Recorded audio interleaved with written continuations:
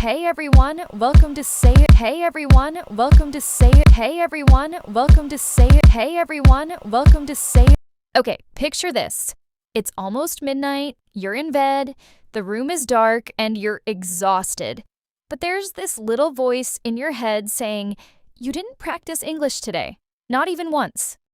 So you reach for your phone, scroll for a few seconds, and find it. A video that says, Learn English in your sleep. 8 hours of vocabulary. You press play, close your eyes, and think, okay, brain, do your thing. I have done exactly that, more times than I'd like to admit. Right? And there's something so appealing about it. You're lying there in the dark, a calm voice is whispering words into your ear, and you think, this is genius. I'm learning and resting at the same time. 2 problems solved with 1 solution. It feels like a cheat code, like you found a secret door that everyone else missed. Exactly. And today we're going to talk about whether that door actually leads anywhere. Can you really learn English while you sleep? That's the question. Welcome to Say It Real, the podcast where real conversations build real fluency. I'm so glad you're here with us today. And if you're listening to this in bed right now, perfect timing. This one is literally made for you. This episode is for B1 to B2 level learners, intermediate English. So we'll speak naturally and clearly, and the conversation will be easy to follow. You can also practice shadowing as we go. Just repeat what you hear right after us. Copy the rhythm, the pace, the natural flow. It's one of the best things you can do for your spoken English. All right, let's get into it. Sleep learning. Have you ever genuinely tried it? Like committed to it, not just one night? Oh, I did. When I was trying to improve my Spanish a few years ago, I was completely overwhelmed. Full-time job, busy life, and this constant background guilt of, I should be studying more. So I found this audio track online. Soft rain sounds, gentle music, and every 30 seconds or so, a calm voice would quietly say a Spanish phrase. That actually sounds kind of nice, honestly. It was nice. That was kind of the problem. I did it every night for about a week. And at the end of that week, I tried to have a simple conversation in Spanish with a colleague. How did it go? Not well. I remembered almost nothing from the recordings. What I did remember was that I had been having very strange, very vivid dreams. One night I dreamed I was at a dinner party where all the guests were vegetables and they kept correcting my Spanish pronunciation. Even your dream self was being judged. Partially. The broccoli was particularly critical. And the worst part was I actually felt more tired than usual because some part of my brain had been trying to listen all night instead of fully switching off. That's such a key thing, and I think it gets to the heart of why sleep learning is so attractive, but also so misunderstood. We want our brains to work like sponges, just soak everything up passively, without effort. But your brain isn't a sponge. A sponge doesn't choose. It takes everything equally. Clean water, dirty water, whatever touches it. Your brain is far more selective than that. It's constantly making decisions. What's worth storing? What can be deleted? What needs to be connected to something else? And during sleep especially, your brain has a very specific, very important job. It's not sitting there waiting for new input. It's processing everything that happened while you were awake.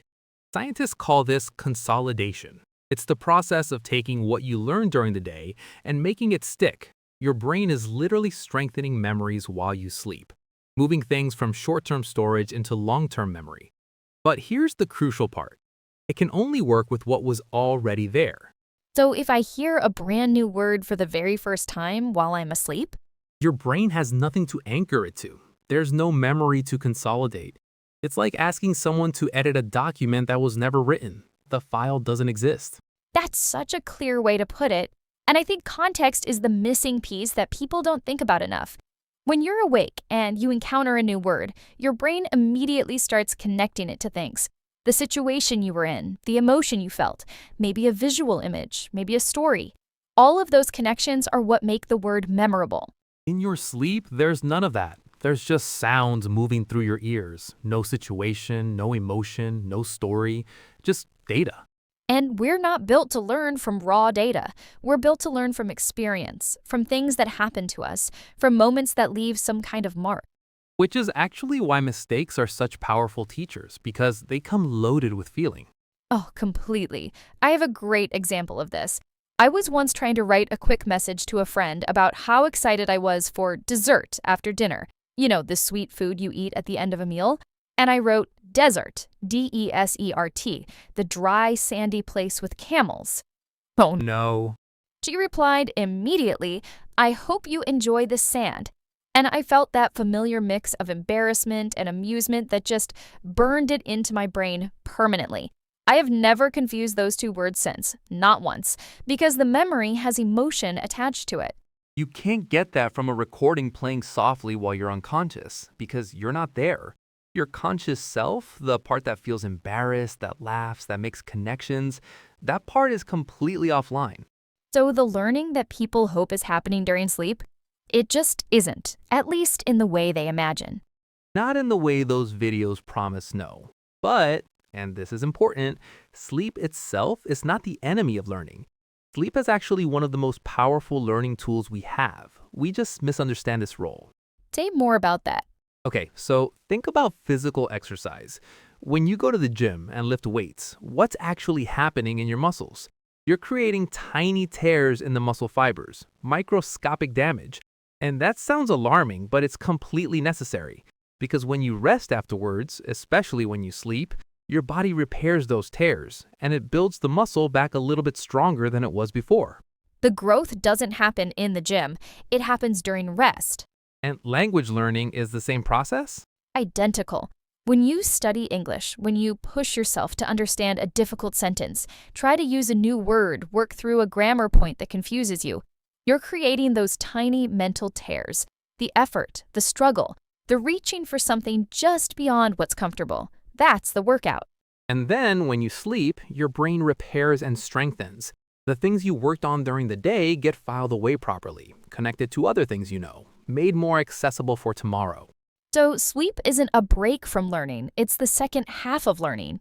Exactly. Study is the first half. Sleep is the second. You genuinely cannot have one without the other. If you study but don't sleep well, the learning doesn't stick. If you sleep but don't study, there's nothing to consolidate. It's a partnership. Knowing that honestly changes how I feel about going to bed. It stops feeling like giving up and starts feeling like finishing the job. That's exactly the right way to think about it. You did your part during the day, now you hand it over and let the night shift take care of the rest. The night shift, I love that. Your brain's night shift workers are incredibly good at their jobs. They just need you to actually leave the office so they can get to work. Okay, I want to push back slightly on something though, because I've heard a lot of learners say, and I felt this myself, that listening to English audio while falling asleep helps them feel more at ease with the language, even if they're not learning new words. They feel more comfortable. Is there anything to that? Honestly, I think there is, with one important condition. What's the condition? That it's soft enough not to disturb your sleep. If the audio's gentle background sound that doesn't pull you back from drifting off, then there might be a real benefit. Not vocabulary acquisition, not grammar learning, but something subtler and actually quite valuable. What kind of benefit? Every language has its own music. English has a specific rhythm, the way stress falls on certain syllables, the way sentences have a natural rise and fall, the way connected speech blurs some sounds together and emphasizes others. That melody is part of what makes spoken English feel natural. And if you're falling asleep to it regularly in a completely relaxed state, it starts to feel familiar, less foreign. Your nervous system starts to associate English with calm rather than pressure. And that matters because fear is such a massive barrier for so many learners. It really is. So many people tense up the moment they have to engage with English. There's this wall of anxiety. What if I don't understand? What if I say something wrong? What if people judge me? And that tension actually blocks comprehension. When you're afraid, your brain closes off. So if falling asleep to gentle English audio slowly softens that fear, if it makes the language feel more like a familiar presence than a threatening test, that's genuinely useful, even if not a single new word is being learned. It's about building a relationship with the language, making it feel like home rather than a foreign country you're visiting nervously. I love that distinction. And I think it also explains why some learners genuinely enjoy falling asleep to podcasts or audiobooks in English. It's not really about studying, it's about comfort. It's about spending time in the language without any performance attached to it. And there's real value in that, especially for learners who spend most of their English time under pressure, in class, at work, preparing for exams. Having a low stakes, no judgment experience of the language at the end of the day can be genuinely restorative. But the key word there is low stakes. The moment it becomes another source of pressure, I have to absorb this, I have to remember this, it flips. Now your brain is alert when it should be winding down, and you wake up tired. And the tired brain is such a bad learning environment. Foggy, that's the word I always use. Like thick morning fog where you can't see more than a few meters in front of you. A foggy mind can't focus, can't retain, can't make the creative connections that language learning requires. I would take 15 minutes of sharp, rested, fully present study over 2 hours of exhausted, half asleep cramming every single time. Same. And honestly, I think this pressure to study constantly, to use every spare minute, to never waste time, is one of the most counterproductive things in the learner community. It's everywhere. Social media is full of it. I learned English in 3 months. I study 6 hours a day. Every minute counts. And learners see that and feel like they're failing if they're not doing the same. It creates this race that doesn't actually exist, and the finish line keeps moving, because language learning isn't a sprint to a fixed destination. It's something you build over years, something you carry with you. It grows with you. And the learners who sustain it long term, who actually reach fluency, are usually not the ones who pushed the hardest in the beginning. They're the ones who found a rhythm, who made it enjoyable, who didn't burn themselves out. Consistency beats intensity, every time. Every single time. 5 minutes a day, genuinely every day, will do more for your English than 5-hour sessions once a week. Because language learning is about building neural pathways, and those pathways are built through repetition over time, not through occasional marathon sessions. And rest is part of that rhythm. Sleep is part of that rhythm. Let's talk about what learners can actually do in the evenings to support their learning without destroying their sleep. Yes, because I think the evening is actually a really valuable time, just not in the way most people use it. Right. Most people either try to cram late at night when they're already exhausted, or they feel guilty for not studying and just scroll on their phones instead. Both of which are pretty bad options. So, what's the alternative? A wind down routine. Wind down. It means to gradually slow and relax, like a clock gently running towards stillness at the end of the day. Instead of a study session, it's a transition. You're moving from the active, effortful part of your day toward rest. What does that actually look like for English learners?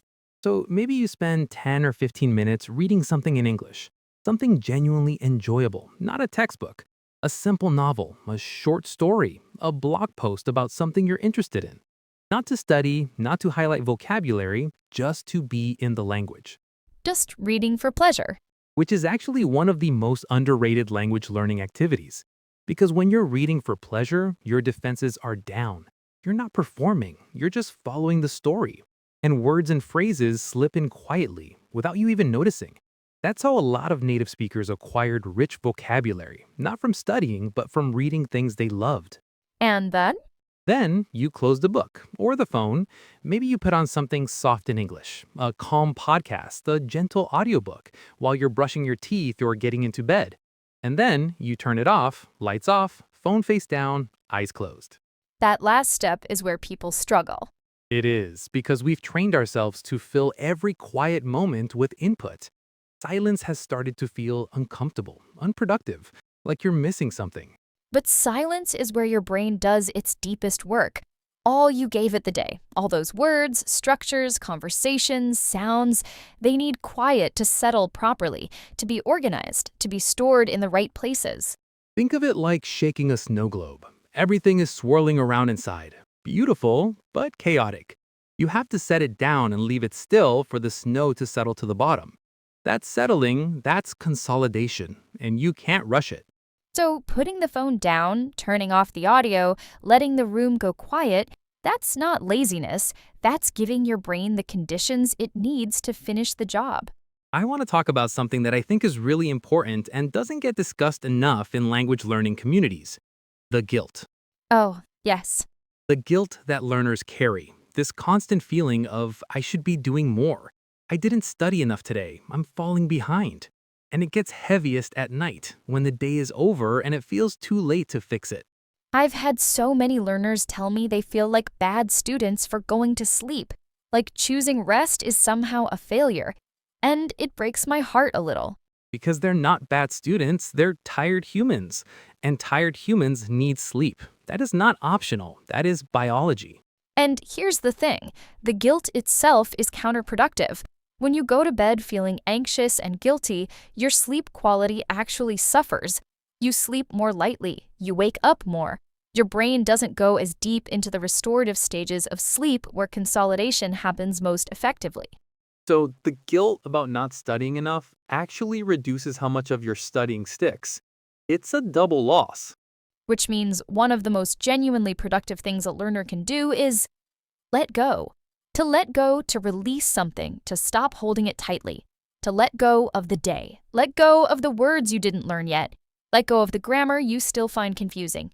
It will be there tomorrow. The English language has been around for a very long time. It can wait for you to wake up rested. I think there's a beautiful shift that happens when learners stop treating sleep as lost time and start treating it as an investment. You're not losing 8 hours, you're preparing your brain for 8 more hours of excellent learning tomorrow. And when you frame it that way, going to bed feels like an act of commitment to your English journey rather than an abandonment of it. Let's do a word tour. We've used some really good vocabulary today, and it's worth slowing down and really locking these in. First word, consolidation. This is the process your brain uses during sleep to strengthen and organize memories. When you sleep after studying, consolidation happens automatically. It takes what you learned and moves it from fragile short-term memory into stable long-term memory. Without consolidation, learning doesn't last.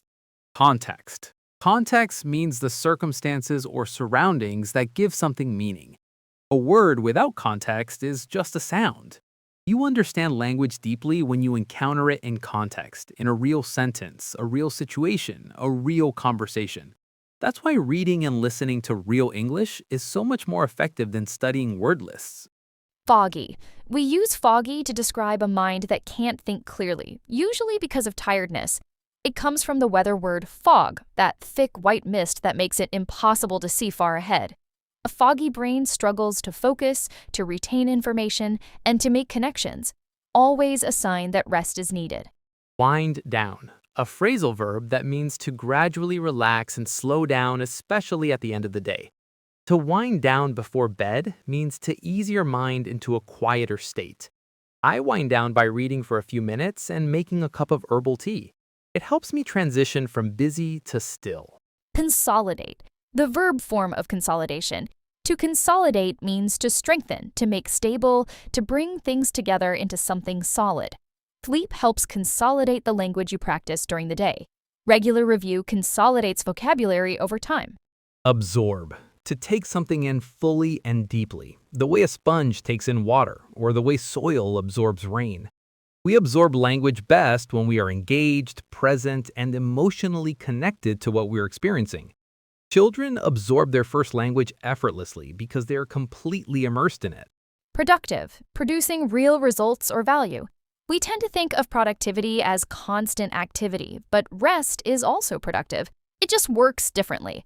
A rested brain is dramatically more productive than an exhausted one. Let go. To release something, a worry, a thought, a feeling of pressure. At the end of a long day, letting go means allowing yourself to stop trying, stop pushing, and trust that what you did was enough. In language learning, letting go of perfectionism is often the first step towards real fluency. And finally, wind down routine, a sequence of calming activities you do before bed to signal to your brain and body that it's time to rest. A good wind-down routine might include reading in English, light stretching, a warm drink, and turning off screens. It's not a study session, it's a transition, and it makes the sleep that follows much more restorative. All right, let's bring everything together. the big question we started with. Can you learn English while you sleep? The honest answer is no. Not in the way those 8-hour videos suggest. Your sleeping brain cannot take in new information and retain it. There's no context, no emotion, no experience, just sound that mostly gets filtered out. But sleep itself is absolutely essential to learning. It's where consolidation happens. It's where the effort of the day gets transformed into lasting knowledge. Without good sleep, studying doesn't stick, no matter how many hours you put in. So the real answer is this. Do the work while your eyes are open. Study, listen, practice, make mistakes, feel embarrassed, laugh at yourself, try again. And then close your eyes, let go of the day. Give your brain the quiet it needs to finish what you started. And if you fall asleep to this podcast tonight, we genuinely hope it helps you feel comfortable and calm in English. We hope our voices make the language feel a little warmer, a little less intimidating. And tomorrow, when you wake up rested and ready, that's when the real adventure continues. We'll be here. This is Skye and Nate from Say It Real. Fluency starts with real conversations. Sleep well, and we'll see you in the next one. Moon.